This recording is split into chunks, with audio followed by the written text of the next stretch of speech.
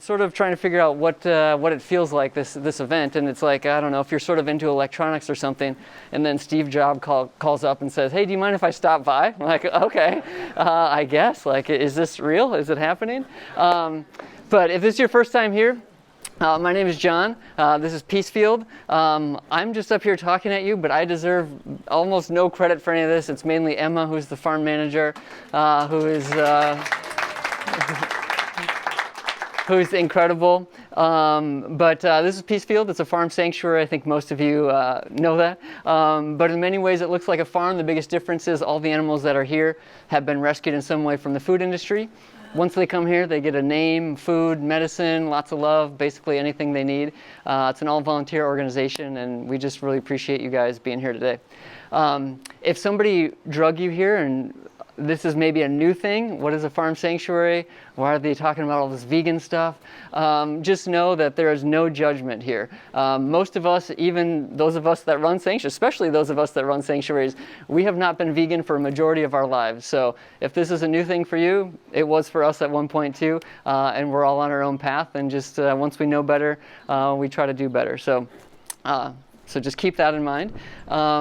And then I'm just going to tell a little story about our introduction to Farm Sanctuary. Obviously, when we got into this, we knew about Farm Sanctuary, and they were sort of, this beacon on a hill. But then we had a personal experience with them a few years ago.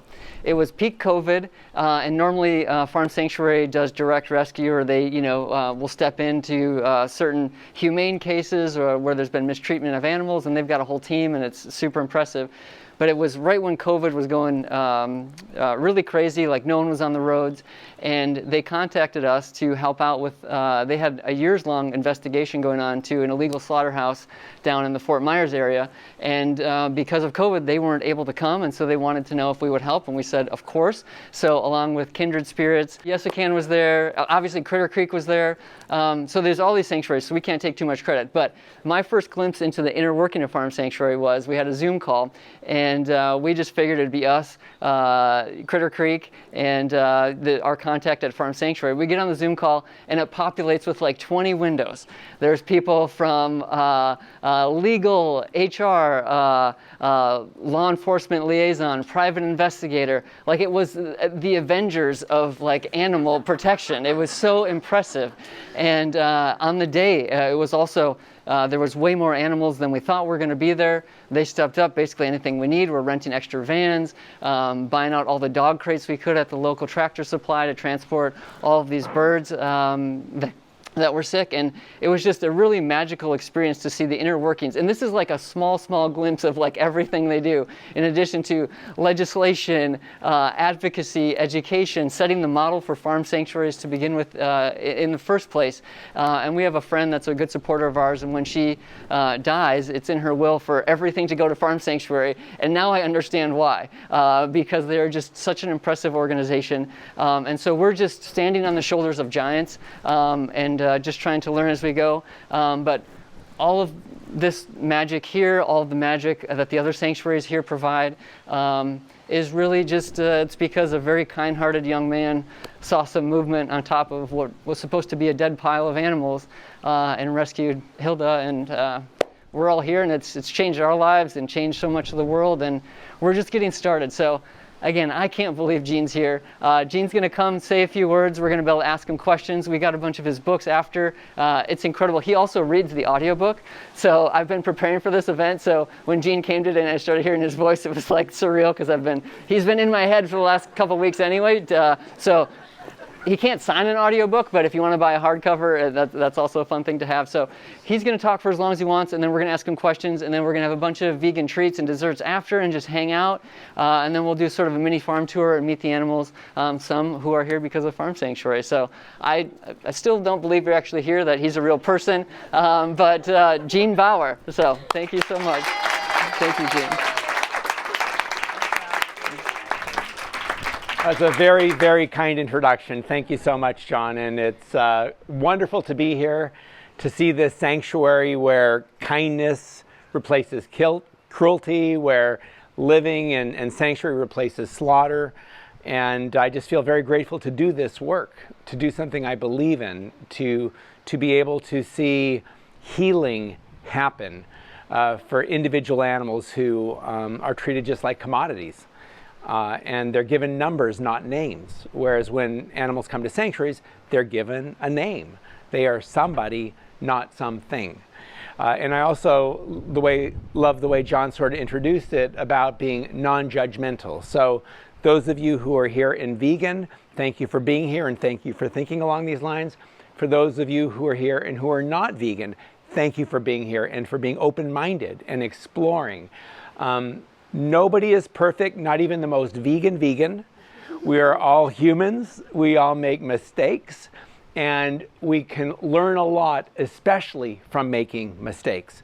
But it requires that we be humble and open-minded and willing to pay attention and to learn. And, you know, one of the most important values, I think, at Farm Sanctuary is that we speak to people where they are on their own journeys. Each of us is on our own journey. Each of us has our own lived experiences. Each of us has our own prejudices and limited understandings of bigger things. And this is why it is so important to be in community, to be among other folks, and to learn from other people. None of us knows everything, but each of us brings something to the table, and it is valuable in its own right, and it is something that others can be inspired by and learn from. So we learn from each other. And that's why I love coming to places like this and to be around folks like you and just, again, to share ideas, share experiences, and learn from each other. I think most people are humane. I think most people would rather not cause unnecessary harm. I think most people would rather live on a planet that's not being destroyed the way animal agriculture is destroying our planet. And today, animal agriculture is a top contributor to the most significant environmental problems we face. You know, rainforests are being cut down to graze animals or to grow crops to feed farm animals, for example. 77% of the farmland around the world is used for animal agriculture and only produces like 18% of the calories. So it's terribly inefficient. In the United States, 10 times more land is used for animal agriculture versus plant-based agriculture. We can feed more people with less land and fewer resources without creating so many greenhouse gas emissions, without using water the way we do in animal agriculture, by shifting to a whole food plant-based diet and eating plants instead of animals. So our food system has significant impacts on the planet generally. You know, we're in what scientists are now calling the 6th great extinction, where species are going extinct because ecosystems are being destroyed and habitat is being destroyed. There was a survey done looking at how many mammals and other animals live on the earth, and they found that only 4% of the mammals now on earth live in the wild. 96% are either humans or domesticated, mainly farm animals. So animal agriculture has this massive footprint beyond what we see on a daily basis. And you know, in the United States, we're a very affluent country. We have a lot of opportunities to make a lot of choices about our food. I mean, I shouldn't say everybody. Some folks don't have many choices. You know, some people live in areas where there's very little access to healthy food. But many of us here, I think, have choices and have opportunities to vote with our dollars. And when we vote with our dollars, we are supporting a whole system that agribusiness does not want us thinking about. In fact, the factory farming industry has passed ag-gag laws to make it illegal to do undercover investigations to expose what is happening in factory farms. And as has been alluded to, these animals are treated like commodities, not like living, feeling creatures. Millions of them live in cages and crates where they're packed so tightly they can't even turn around or stretch their limbs. Now, thankfully, beginning in around 2002, states have started working to prohibit some of these most extreme forms of confinement. And I wonder if anybody here can guess the first state to pass a law to outlaw confining animals in cages and crates where they can't turn around. Anybody have a guess of the... Florida. In 2002, Amendment 10. So for many years, we had videotaped and documented conditions of factory farms, calves in veal crates where they're chained by the neck, unable to turn around,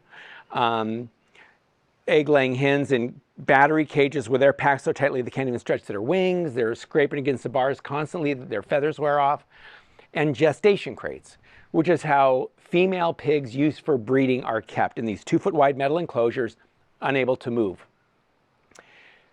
We've gotten bills introduced to the state legislatures. Those bills usually get referred to agriculture committees. Same thing happens in Washington, D.C. The agriculture committee tends to be made up of lawmakers very friendly to agribusiness, and those bills commonly die, often without even getting a hearing, which is what happened here in Florida. A bill was introduced to ban gestation crates, went to the Ag Committee, died without even getting a hearing, so we went to the people. There's about half of the states, or a little less than half of the states in the US, have a citizens initiative where people are able to collect signatures to put a measure on the ballot for a popular vote. And so we use this technique here in Florida. For the next couple of years, we collected signatures. And in 2002, the measure was on the ballot, Amendment 10, to ban gestation crates, and it passed. That demonstrated that citizens do not think that this kind of inhumane treatment of animals is okay. And it showed that we had a way now to start banning these cruel practices. We did a similar initiative in Arizona in 2006 to ban gestation crates and veal crates for the calves. And then in 2008, we went to California, passed a similar initiative to ban gestation crates, veal crates, and battery cages. And now there's about 10 states that have laws that prohibit these inhumane confinement systems. Most notably today is California, where after we passed the initiative in 2008, agribusiness went to court. And the law said the animals had to have enough space to turn around and stretch their limbs. Agribusiness said, we don't know what that means. We don't know how to implement it. So they went to court saying, we don't know. We can't do this. So we were in court battling it out, and then we said, okay, let's just go back to the ballot and say it needs this amount of square inches to make it very explicit. So in 2018, we were on the ballot again in California, and in addition to tightening the language to make it clear so they could not say, we don't know what you mean, we also added a provision to say, and you cannot sell products in California from conditions where the animals are kept that violate California's law. The industry went to court again, said that we should not be able to prohibit the sale of these products in California. And we were in court, we were winning, we won several cases. Then they finally appealed it. Their last gasp was to the US Supreme Court, who unfortunately took up that case. They heard the oral argument a few months ago, and they're going to be deciding on it, before June of this year, I think. So what all this to say, we are asking for just such minimal things when it comes to legislation, and the industry won't accept even these modest reforms. And instead of making changes, they try to pass ag-gag laws to make it illegal to document conditions, to make it illegal to talk about what is happening. Anybody remember when Oprah Winfrey was sued by the Texas cattlemen? So she had a former cattle rancher, now vegan activist, on her show talking about how dead cows are fed to live cows. And Oprah said, that's shocking. You just stopped me from eating another burger. That's basically what she said. Texas cattlemen sued her, said that that was harming their industry, and she had to now defend it. She went to Texas. She had to defend this in Texas, and she prevailed. That's actually where she met Dr. Phil, because he helps with jury selection. But even Oprah had her voice softened. And now whenever she talks about the meat industry, she's a little bit careful about how she speaks. So there's this chilling effect that that type of litigation has.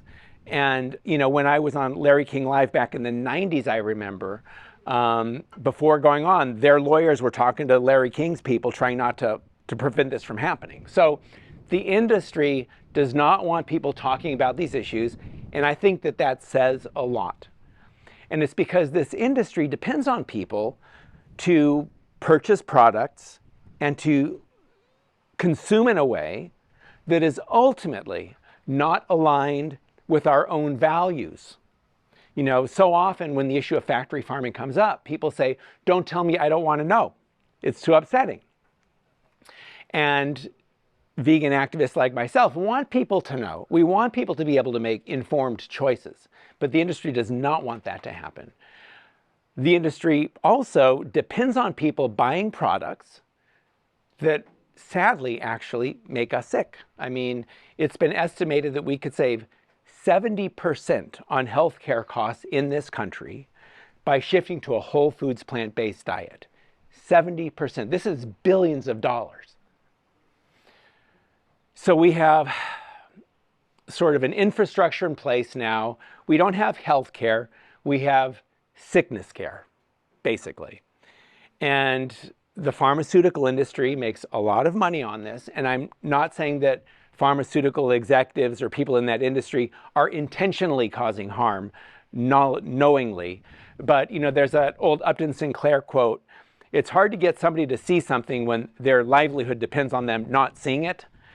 So there's this capacity to delude ourselves and in fact, even to spin it in, you know, medicines save lives. And certainly medicines do save lives. But if we can live in a way to prevent the need for medicine, heart medication, for example, wouldn't that make more sense? My father had a heart attack when he was in his late 60s, and he was in the hospital, and they were feeding him bacon and eggs. And I was stunned by this, and I called and said, what is this, the come back and see us diet? What are you doing? You know?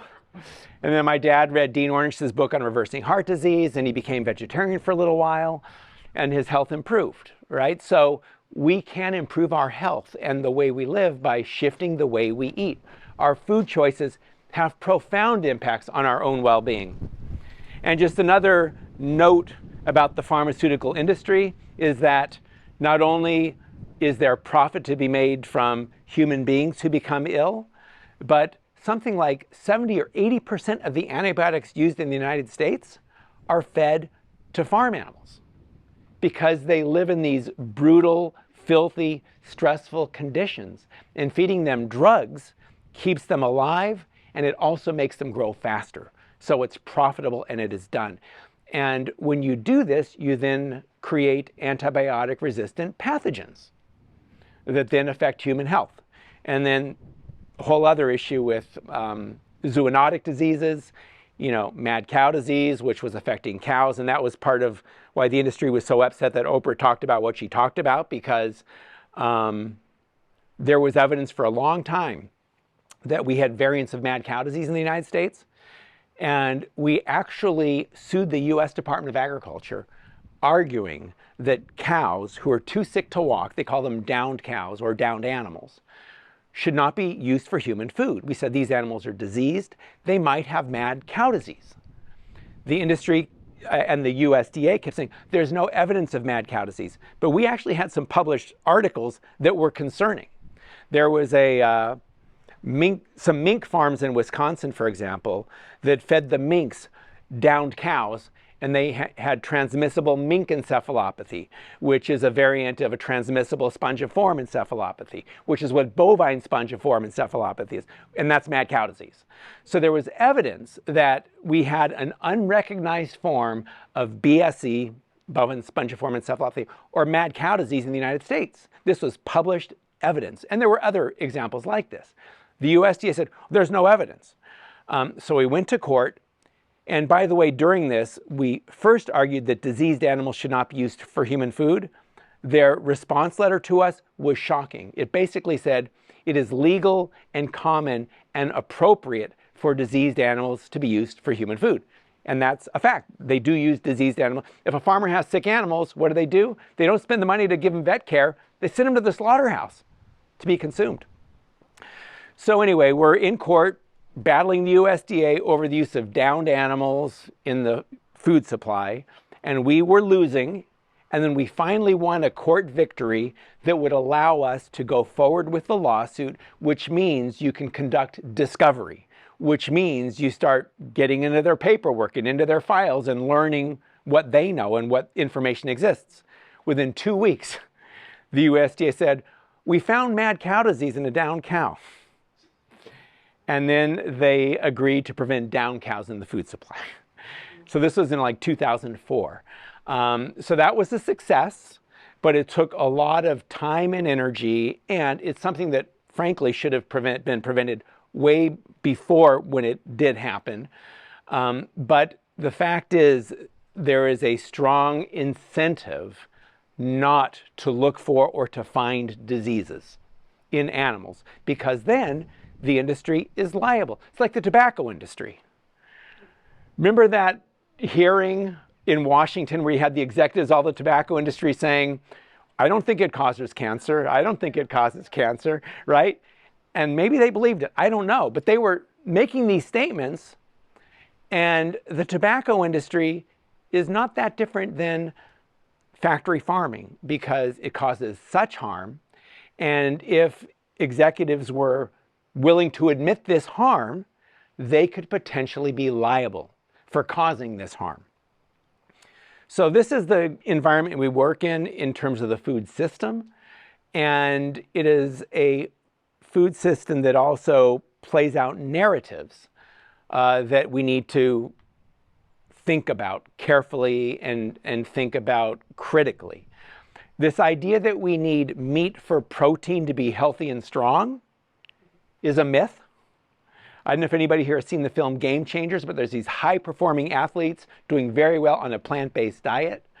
Another myth is we need to drink cow's milk to get calcium so we don't get osteoporosis. In this country, we drink a lot of cow's milk. We have a lot of osteoporosis, right? Another myth is that we need factory farming to feed the world's population. It's the only way to efficiently feed everybody. Actually, it's very inefficient. As I mentioned, 10 times more land in the US is used for animal agriculture versus plant-based. Uses more energy. There was a New York Times article years ago finding it took 16 times more fossil fuels for a meat meal versus a vegetarian meal. Plus it uses a lot more water, something like 90% more water for a Beyond Burger versus a beef burger. So it's insanely inefficient. And so how is this profitable, you might ask? Government subsidies.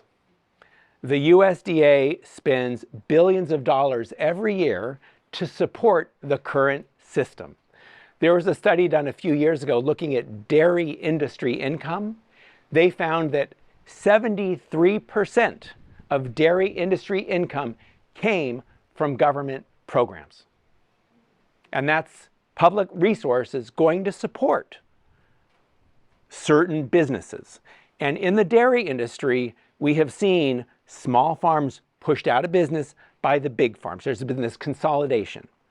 And we have seen well-meaning government programs, whether federally or at the state level, that have been hijacked by industrial agriculture to get the resources that are actually hurting small farmers and hurting animals, hurting the environment, hurting consumers. And just one, there's so many examples, but one I'll just mention is in New York State, there's a annual grant program. It's for farmland conservation, which sounds great. And New York State spends $30 million a year on farmland conservation. Good idea, generally. But it's been used for dairy industry consolidation. It's been used to support large-scale dairy farms who are pushing the small dairy farms out of business. So we had a bill introduced in New York State called the Farmer Opportunity Bill to take that $30 million and instead of using it for industry consolidation and more factory farming, to take that $30 million and use it for dairy farms who want to transition out to plant-based agriculture or want to do a different kind of farming other than producing cow's milk. Because guess what? We produce way too much cow's milk in this country to meet demand. We're overproducing it, and we're subsidizing more production. Makes no sense at all. So exports is one way to use all this extra milk, right? Another is feed it to kids in the schools. And in addition to getting rid of excess milk, now you're marketing it and getting the next generation dependent on this stuff, even though many kids have lactose intolerance. It's a market for lactate, right? And the other thing they're doing is they're taking the milk, the liquid milk, and turning it into cheese, because 10 pounds of milk makes 1 pound of cheese. So there's this excess production, resource-intensive approach that then is coagulated down into this concentrated, fatty, salty cheese that is terrible for our health, and the government's promoting it. So this is how the system kind of works, and it's an example of how well-intended programs, they started back in the 1930s to support farmers, not a bad idea, to produce food to serve the population, especially citizens who need it. The intent is not bad, but it's been hijacked. And so we have the Farm Bill coming up this year. It's looked at every 5 years or so and reauthorized, and it sets farm policy. It will set the spending for about $700 billion over the next 5 years. And so we had an event on Capitol Hill a few days ago on Wednesday with Representative Earl Blumenauer from Oregon, who introduced the Food and Farm Act of 2023 to try to reshape how some of this federal policy and this federal spending occurs, to move it away from factory farming to more small farms, to support more fruit and vegetable production. In the United States, 9 in 10 people are deficient in fruit and vegetables. We need to incentivize fruit and vegetable production. The USDA calls these specialty crops. They should be called food, but they're called specialty crops, as opposed to the commodities, corn, soy, which are largely feed crops, highly subsidized with crop insurance and other expensive programs. And then the excess is exported, of course, used for foreign policy influence as well. So we need to incentivize foods that are nourishing and healthy instead of foods that make us sick. But until we're able to change policies, each of us as individuals can make daily choices that actually are good for us, good for animals, and good for the earth. So, I've been a vegan since 1985, co-founded Farm Sanctuary in 1986. And the more I learn about this stuff, the more sort of committed I am to why being vegan makes a lot of sense. And, some vegans are very health-oriented vegans. There's the whole food plant-based diet. And people have saved their lives by eating plants instead of animals. Some people care about this because they don't want to cause unnecessary harm to other animals. Some people do this because they don't want to support slaughterhouse worker abuses, which are chronic in this industry. During COVID, when you had supply chain challenges because slaughterhouse workers were getting sick and they were not functioning 24 hours a day anymore, you had a backup of animals that are, they're on a schedule to reach slaughter at certain dates. And the slaughterhouses weren't functioning, so they backed up. And a lot of these animals were killed by horrible means I won't go into. But there is a executive order requiring that the slaughterhouses continue functioning, requiring that the workers continue going in despite the risks. And the slaughterhouses were made free of liability, and they profited like crazy. There's so much here to go into. It's just so unjust. I guess I'll just end on 2 things. One is people who live near slaughterhouses also suffer because you have all this waste that is being created that is polluting the groundwater. In North Carolina, they have these big manure lagoons. They're cesspits, basically, of liquid waste from factory farms. They spew those into the air. They got on neighbors' houses. Oftentimes, people of color live near these factory farms, don't have the high-powered lawyers, so have a hard time defending themselves. That's another whole area where people are made to suffer needlessly. And most of us, though, grow up without thinking about this. And so for me as a vegan, it's really just about thinking about this and then ultimately making choices that I can feel good about and living in a way that causes as little harm as possible. For me, being vegan is an aspiration to live as kindly as possible. Recognizing that just being a human being on this planet, I'm going to probably be causing harm. But if I can aspire to do a little bit better, that's what I want to continue trying to do. And that's what, for me, being a vegan is. And it means not causing harm to other animals. It means not causing harm to other people. It means not causing harm to the earth. It means reshaping our relationships to relationships of mutuality instead of relationships of extraction. Farm animals are exploited commodities. Workers on factory farms are exploited, tools of production in many ways as well. Those are systems and relationships of extraction and oppression. And I think most people would support the idea of kindness to others and mutuality. So for me, that's a big part of it. And then the last story I'll just mention is, when we first started this work back in the 80s, and back in those days, the way we funded Farm Sanctuary was selling vegan hot dogs out of our Volkswagen van at Grateful Dead concerts. So that's how we started. And for the first couple of years, we lived in a school bus on a tofu farm.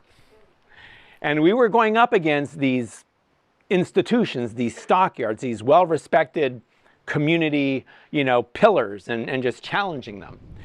And we would find living animals, like John mentioned, when our first rescued animal was Hilda, a sheep who we found left on a pile of dead animals behind a stockyard. And so we rescued, sheep and goats and pigs and, animals who'd just been left for dead, literally out of trash cans sometimes. And we would bring them to the veterinarian.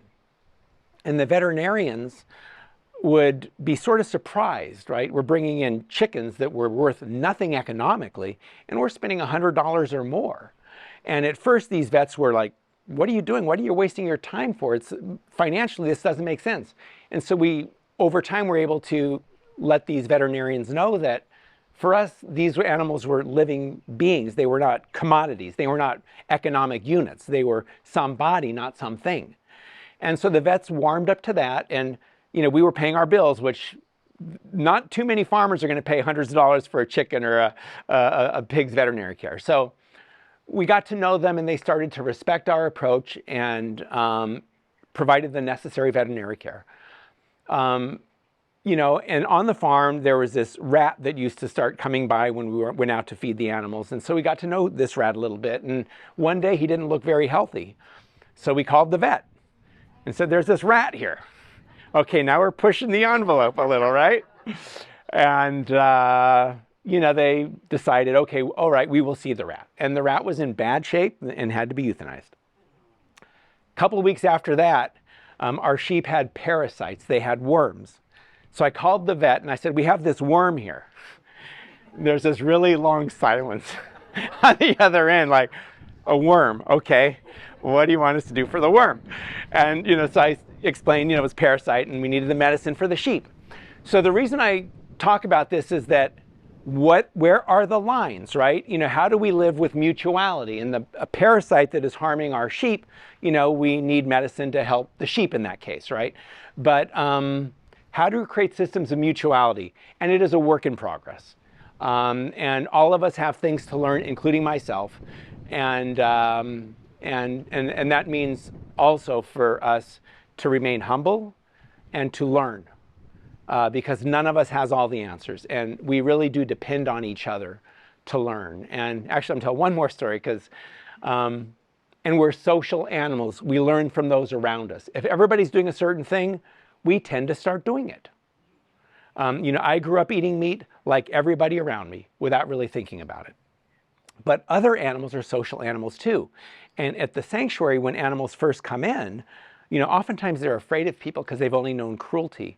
But when they see the other animals at the sanctuary acting comfortably and expressing themselves and enjoying life, that really rubs off on the new residents. So this last story I'll tell is about this calf who I found. Upstate New York, or New York State, is actually a pretty big dairy state. Most people don't realize that. There's New York City, but Western New York is big ag, is very agricultural, very rural. And there's a lot of dairies. And on dairy farms, for a cow to have milk, she has to have a baby, like other mammals. The babies are taken away right after birth. Now, if the calf is a female, she's used to become a milking cow, because the milking cows wear out after a few years because they're pushed to produce like 10 times more milk than normal. They're pushed real hard. So they need a constant supply of these female calves. The male calves are useless to the dairy industry. They don't produce milk, obviously. So that's how the veal industry was created, to take advantage of this plentiful supply of unwanted male calves on dairy farms. So the veal industry was literally born out of the dairy industry. But young male calves are not worth very much. So I was at the stockyard and I come across this calf laying in an alleyway. He fell. He was unable to stand. He was practically comatose. His eyes were sunken in. He couldn't lift his head. He was dying of hypothermia. It was a freezing day and he was still wet from afterbirth. He was sent to the stockyard on the day he was born from a dairy. And what probably happened is the auction was one day a week. This calf was born that morning and the dairy may have had a truck going to the stockyard and said, throw it on the truck, let's get rid of it so I don't have to care for this for the next week. It's that sort of convenience mindset. So anyway, when I arrived, I saw this calf laying in the alleyway, left for dead. And I went up to the stockyard worker and I said, what's going on with this calf? He said, well, I've got to bury him later today. And I said, well, what if I take him off your hands? He said, sure, go ahead. So I brought the calf to a nearby vet, and she, like vets previously, said, well, it makes no economic sense. What are you wasting your time for? So I said, to me, it's not economics. It's an individual. I want to do what I can to help him. So she finally gave him intravenous fluids, brought him back to the sanctuary, and I stayed with him and watched over him. And the light started coming back into his eyes. He was able to lift his head. Then after a day or two, he was able to suckle from a bottle and to stand. I was feeling really good, but he wasn't thriving. And I was wondering, what's wrong? What's the problem here? And he needed to be with his people. He needed to be with his cows. So I brought him out to the cow barn. I put him in a pen. They got around him, started mooing at him. He started mooing back, and you could see this spark, right? So cows and other animals are social as well, and they thrive in a healthy social environment, just as in a healthy ecosystem, just like human beings. And to me, I think sanctuaries can provide this healthy ecosystem, this healthy sanctuary where everybody can thrive, human and non-human animals. And so that's why it's just wonderful to be here with you all. And I guess I just will open it up to questions or whatever anybody wants to talk about. A lot of the questions that we got sort of boiled down to the idea of just asking, why are you so awesome? And what I mean by that is many years, my mom would dress me up as a zookeeper, take me to the zoo. I loved animals that much. I would, later in life, stop traffic to move a turtle off the road, but on my way to Chipotle to eat a chicken, it didn't switch, unfortunately, until we did it for health reasons. And then we could now see that connection to the animals we were eating. We know Hilda's story. What was your original connection to go vegan before people even knew that that was a thing? Yeah, well, for me, it started when I was very young. I grew up in the Hollywood Hills, and it just started by noticing what human beings were doing to the earth. There was this beautiful oak tree in the neighborhood that was cut down so a house could be made bigger. Just sort of viscerally bothered me. In Griffith Park, there were some wild animals. I saw how they were negatively impacted by humans. You've maybe heard about P22, who was a mountain lion that lived in Griffith Park until recently. And then when I was in high school, my grandmother told me about how veal calves are raised. And that was my first inclination that animal agriculture is harmful. I said, I'm never eating veal.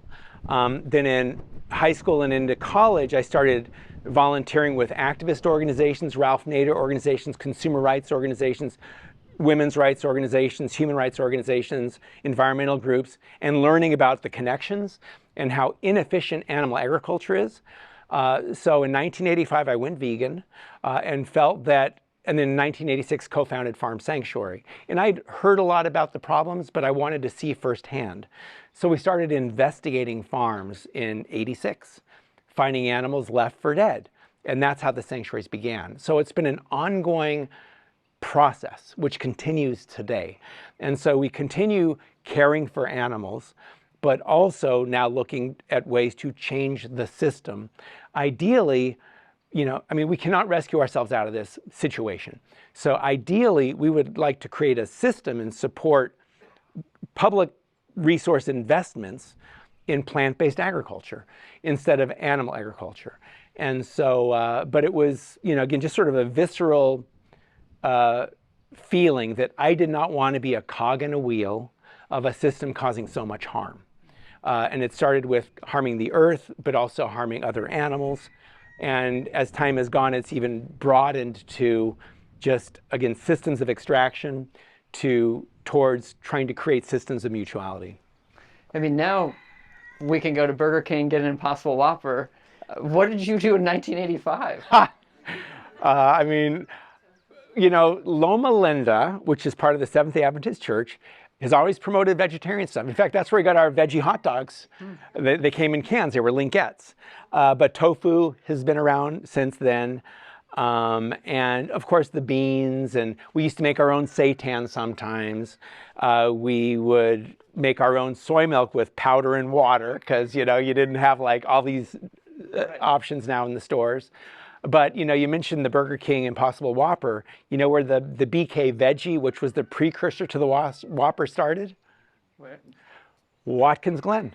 So we had our visitors would come to the sanctuary, and we're always looking, where can we get vegan food? So we started talking to restaurants in Watkins Glen saying, we got a lot of people wanting vegan food. And so a lot of restaurants started selling vegan food, and we thought, well, what the heck, let's just ask Burger King.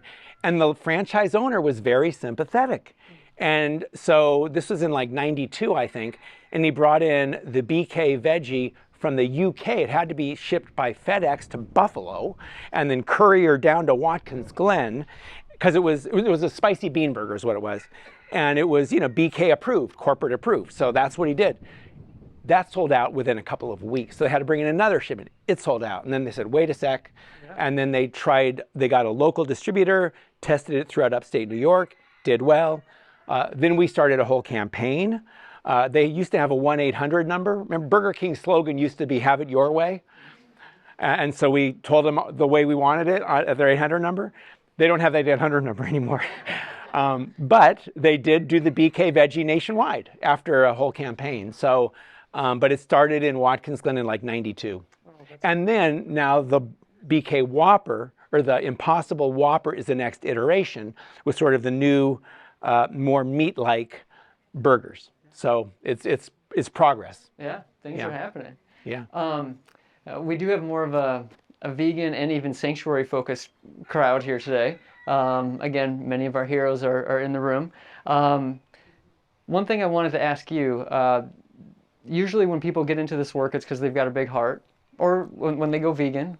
But it's also hard to unsee certain things. So you get into it because you have a big heart, but then that forces you to have to see the cruelty and what really goes on in our food system. How do you and the people at Farm Sanctuary, what are sort of some self-care things that you do? I know everyone's different, but how do you, when we did that rescue with Farm Sanctuary down in Fort Myers a couple years ago, that was my first time seeing firsthand. The reason the slaughterhouse had got shut down, and it's very hard to shut down a slaughterhouse, was because one of your investigators saw that the animals were drinking the blood off the floor of the slaughterhouse. And obviously, most of the animals we eat are vegan. They would never do that. They were doing that because they were so dehydrated. It was just so hot. That was the only water source they had, was the blood of other animals. So when you see something like that, or in that, or have to clean up after that, what do you do? How do you? Yeah, no, it's tough. for me, there's that serenity prayer. You know, give me the strength to change the things I can, the serenity to accept things I can change, and the wisdom to know the difference. So I try to dwell in the things I can do and be energized by those, as small as they may be, and not become immersed in or running around over and over the negative things. So that for me is how I'm able to continue doing this work. And for some people who are aware of this, it may not be necessary to look at these videos over and over, right? I think that it can be traumatizing, and it can hurt, you know, and there's so much hurt in the world. And I think a big part of what we're trying to do is heal. Sometimes you have to look at the problem to be able to address it, but if you're aware of the problem, you don't have to be immersed in it, as long as you're working on solutions, I believe. So each person has to, I think, make their own choices about how to deal with this.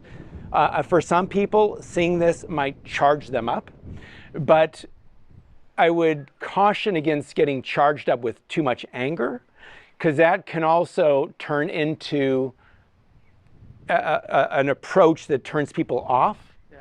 And I think at the end of the day, we want to find common ground and build from there. We don't want to alienate, we want to include and engage. So, but I think using images of the cruelty can be very effective. Yeah. You know, but doing it in a way that doesn't cause people to turn off. And this is where I think sanctuaries are very well suited to be able to show the solution and the problem. So you have animals that have been rescued, so you already have this positive hope, and then you can tell the story. Yeah. And then people can hear it because they know there's a positive outcome. But if there's only negativity and no positive outcome, that can be very difficult. So I think that for me, it's really focusing on what you can do, doing as much as you can. Don't ignore the bad things, but don't dwell in the bad things. Yeah, that makes sense. I think there is a stage of veganism, especially maybe it's for us, it was at the beginning, where you begin to learn about these things and you just kind of want to burn the world down. Oh, yeah. And, oh, yeah. Once you see what really goes on. But then I think, like you said, you move past that and I think one of the things that's most impressive about your book and your story is you're seeing what you saw, but then you're also engaging with some of the same people that were doing that bad stuff, but to help animals, like putting that aside almost. You know, there's a great clip of Gene talking to Tucker Carlson. And actually, Tucker kind of seemed receptive to what you were talking about. He agreed with almost everything I said. It was pretty amazing, actually. Yeah. Right. Yeah. Well, one of the things that I think about is like love the sin or hate the sin. Yeah. Right. And good people often can do bad things. And maybe they're not aware of it, or maybe they don't know there's another way, or maybe there's just some kind of trauma, right? I mean, I don't understand what somebody else has gone through. And there's that saying that hurt people, right? So sometimes individuals who might be acting in such a cruel way, right? We might want to say they're monsters. I think it's better to say the behavior is monstrous, the behavior is problematic. The person is probably got some issues, right? So I think just having an empathy and really trying to understand that most people engaged in, I mean, slaughterhouse workers. In many cases, slaughterhouse workers don't have a lot of power, or they don't think they have a lot of power. They may believe this is the only option they have, right? So we need to create real options, real solutions, real opportunities outside of this messed up system. So I think it's just being empathetic and speaking to people where they are in their own journeys requires that we try to understand where somebody is on their own journey, right? So that means empathy. It means you can look at the behavior and say that's not good, that's harmful behavior, but the actor engaged in that behavior I would approach that differently and try to approach it where you find common ground. When we worked on this initiative here in Florida back in 2000 to 2002, I met with a swine expert at University of Florida about gestation crates. And I wrote about this in my first book. And, you know, he first said, what do you want, put my people out of business? And I said, no, we just want to prevent animals from suffering, you know, and we talked, and he recognized and agreed with me that pig farming today has changed, and small pig farmers who used to actually know their animals are no longer in business. And you have these factories where pigs are treated like production units, like in the gestation crate, they feed them at the front and they hose down the back. They don't get to know the individuals. And he said, you know what's missing today on farms is pigmanship. So I quoted him, and he wasn't happy, but I didn't put his name, but he said, don't say that, right? Because he's now in a machine, and other people are in a machine where they can't say certain things without losing their job.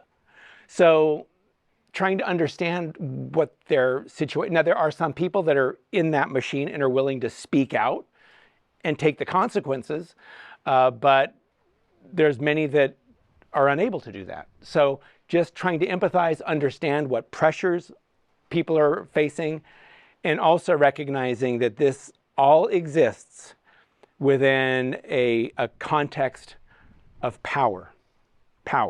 And so by engaging and being clearly vegan and speaking for who these individuals are, and then asking if we can live well without causing unnecessary harm, why wouldn't we? I've been in a number of debates with like animal science professors, and I raise that question. If we can live well without causing unnecessary harm, why wouldn't we? So it's not necessary?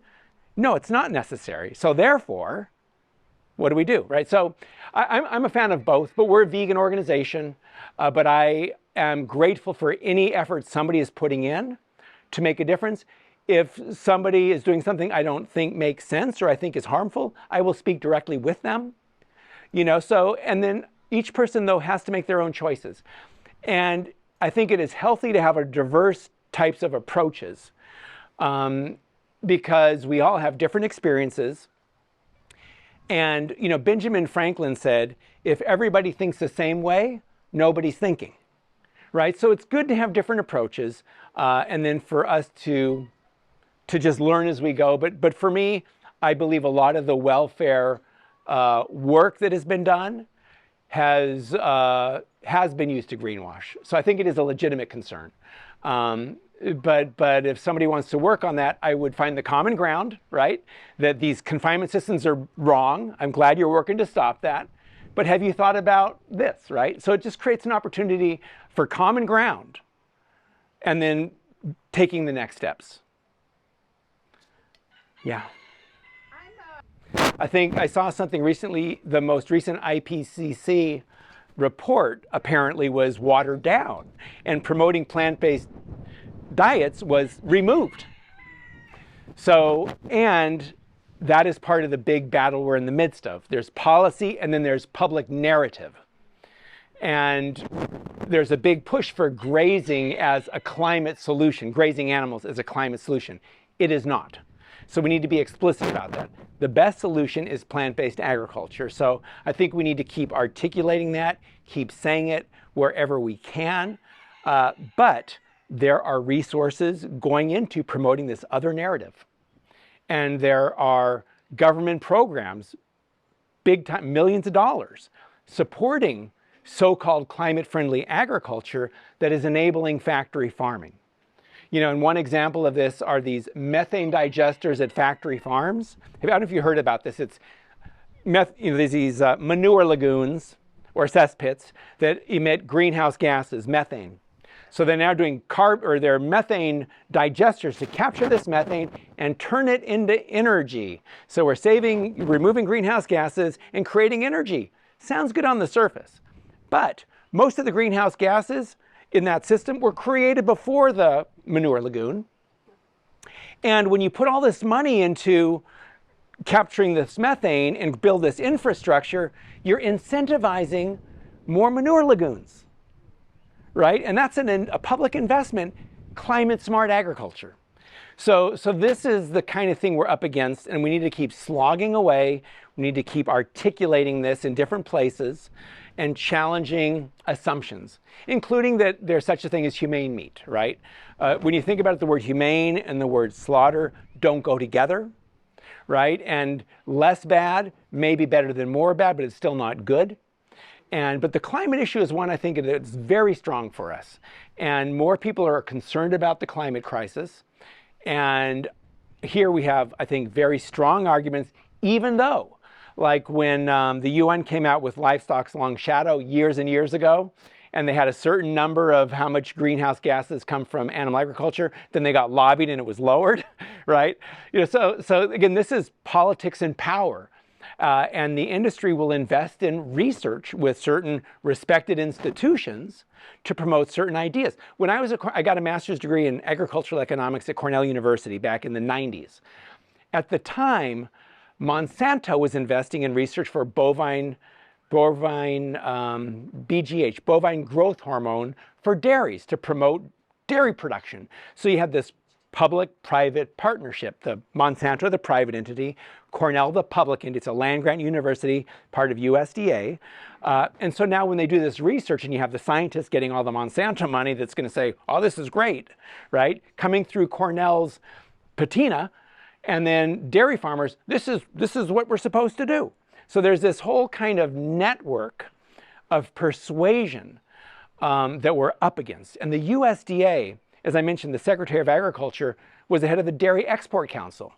And Vilsack, Secretary of Agriculture, was also the USDA Secretary under Obama. And he was supportive of the White House Organic Garden, which is a good thing. He's now supportive of urban farming, which is a good thing. But he's also supportive of putting way more into climate-smart, so-called factory farming. So that's what we're up against, this big machine. And so I think change will happen in many cases at the local level, where citizens in a community do things like incentivizing growing plants and becoming resilient locally. We're up against some big machinery, big machinery. So we have to align with people that are not fully exactly where we are and find common ground. So this is the small farmers. This is the environmental groups. Some environmental groups are enabling factory farming, so we need to work with the ones that we can align with. We're dealing with years and years of narratives and beliefs about meat being good for you, right? And there's this whole other really weird thing, sort of psychologically. Meat and power usually go together. So oftentimes when you say you shouldn't eat meat, you're taking away my power. You're taking away my choice. You're taking away. So power, there's this power is a whole thing that is sort of a subconscious context to this. And there's a professor at Berkeley who wrote a book, I think, called The Power Paradox. And he talks about how power undermines human empathy. And people with power, like a Harvey Weinstein, for example, start acting like sociopaths. They don't tend to listen to or empathize or understand others. So we're this sort of like vegan movement, which is quickly denigrated by the normal people. Just like farm animals are denigrated, victims get denigrated. Less power, the least of these get denigrated. And in the case of farm animals, for instance, being called a pig is not a compliment, right? Being called a turkey is not a compliment. Those are subtle ways that one person might denigrate another person, but implicitly denigrating the lowest of all, right? The least powerful of all. So we're it's a big mix. It's a big mix. And it's psychological, it's systemic, it's structural, but some of the structures and systems are belief systems. And this belief that we are entitled, that's what they're there for, right? We've always done this. We're saying, no, that's not what they're there for. And just because we have done something doesn't mean we need to keep doing it. But I'm completely with you in terms of the inspiration and so I would say that meat consumption actually did for a while start going down. Okay. And I think part of that had to do with price and a lot of this is about economics, really, and access. But recently it has also now started going back up. And you also have new narratives now being pushed out there about fake meat and all the chemicals in it. You've maybe heard this. This is an active response to the success of Beyond Meat and Impossible. So the industry is now starting to see these narratives. And again, you know, we might feel good to get like a commercial on the Super Bowl once a year. The meat industry is and the dairy industry is like on TV every day, right? So there's this, we're up against this whole machine. Yes, that's the common ground, right? That's why it's a bright red thing. Let's stop factory farming, right? So as we work on this farm bill in Washington, there will potentially be a couple of key points where there's this money going to cruelty. We might say, let's focus on stopping this, right? And then that's where we generate a lot of popular support. So that's one way to get people, and that way we're just not saying go vegan, right? Explicitly, we're saying this is cruelty, it's wrong, we shouldn't allow it, and we should not let government money go to it. So we're going to be working in Washington to try to find out what those opportunities are to raise these awareness on these bright red campaigns. Meanwhile, vegan cupcakes, right? Meanwhile, just bringing good vegan food to different things, showing people it's tasty, right? Because one of the big obstacles is, oh, I didn't know it was, I've talked to people, you're vegan? Oh, I could never go vegan. Same person eats something yummy and vegan? Oh, I could probably do that, right? So I think just making it accessible, but then also so this is where the bright red campaigns of factory farming, it is wrong. Most people would agree it is wrong. Let's talk a lot about that. Some of these other more complex, nuanced things, approach them a little differently, I think. You had a question here.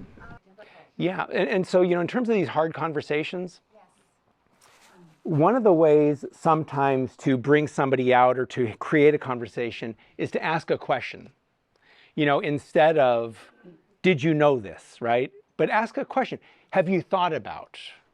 Or did you know that pigs are smart or whatever it is, you know? So, or do you know what the most, what contributes more, there's so many different ways you could ask a question, you know, but did you know that, you know, such and such is vegan, right? Or like, you know, some of the top athletes in the world. Or have you seen the film Game Changers? Maybe going into something like fun, like have you read this book or seen this film?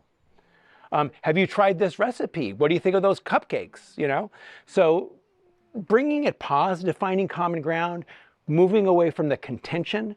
And sometimes in the animal rights movement or in the vegan movement, it's you're supporting this and not that, why, right? We spend a lot of time on what we don't agree on.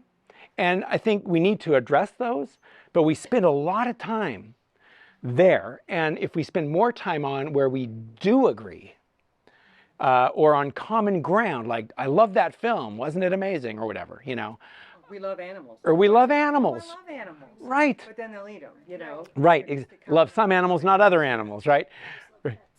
Exactly. You know, yeah. So I think just having conversations, you know, that's where, you know, one of the things I say is if we can live well without causing unnecessary harm, why wouldn't we? And then what does that mean, right? Not eating animals is what that means partly. But no, it's very emotional. And, you know, our food, we have attachments and there's identity issues around it. So there's psychology and personal stuff. And then there's sociology and structural stuff. And then there's machinery and power. So, you know, each of us as an individual operate at all of these levels. And, you know, if we're part of a church or part of a social group, those are places to maybe have conversations and try to make the conversations relevant to the audience. For some people, it is about animals. For some people, it's about their own health. For some people, it's about the climate. So, and that's part of speaking to people where they are on their own journeys. It's part of being empathetic. What is important to you? Instead of, animals are important to me, so I'm going to talk to you about animals, right? Which might work, but it might not.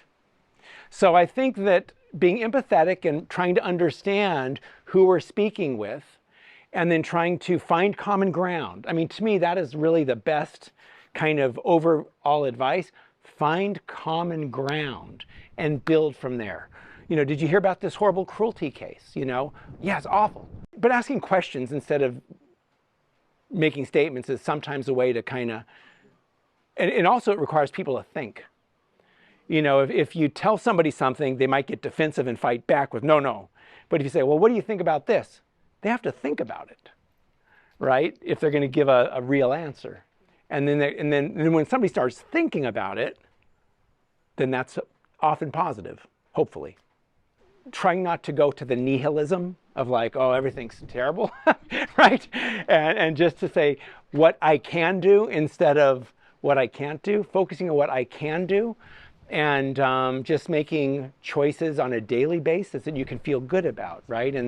But really bringing healthy vegan food and showing people is one of the best things that, because we all eat usually every day, and those choices have profound impacts. So I think I love that advice, and making it positive, right? People want to do something fun. And this is not to dismiss the other stuff, but really making something fun and attractive, is, I think, a really good technique. And, it's activists from way back when would talk about this, the importance of making things energizing and fun.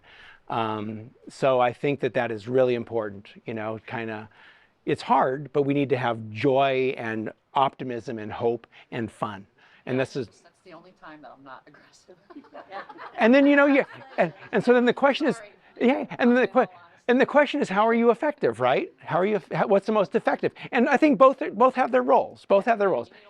You need all forms. I think you need all forms. And each person needs to do what makes sense to them, right? So for young folks too, like what are the things that really are interesting and inspiring, and it could be art, doing art things. So there's a lot of different ways, but no, I really appreciate the question. I appreciate everybody being here and the opportunity to be here. And so thanks everybody. And